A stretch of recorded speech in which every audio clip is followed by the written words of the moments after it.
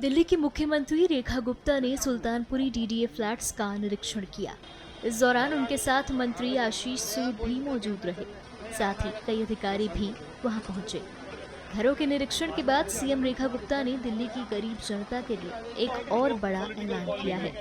क्या कुछ कहा, सुनिए। 2011 से बने हुए ये फ्लैट जो गरीब झुग्गी वासियों को दिए जाने थे, अरबों रुपए का इस पे फंड लगा, पर सरकार की बेपरवाही और बदनीयती ने इन फ्लैट्स को झुग्गी वालों को देने से हमेशा रोकते रहे। उनकी मंशा थी कि गरीब झुग्गी में पड़ा रहे, बिना सुविधाओं के, रोजाना शौचालय और स्नानघर जैसी व्यवस्थाओं के लिए जूझता रहे।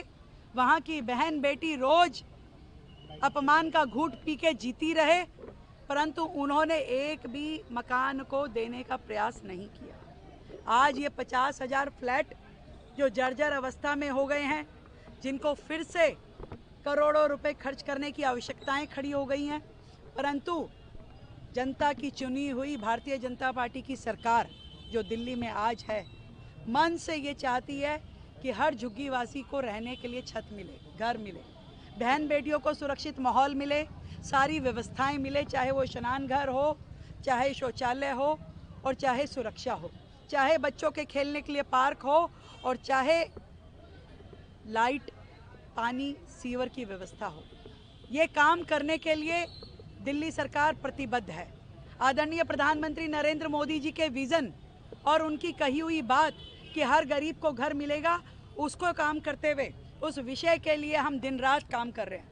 हर वो संभव प्रयास जो झुग्गी वालों के लिए मकान देने के लिए हो सकता है, वो हम कर रहे हैं। हमारी पूरी टीम, हमारे सारे अधिकारी, हमारे मंत्री, हम सब लोग लगे हैं।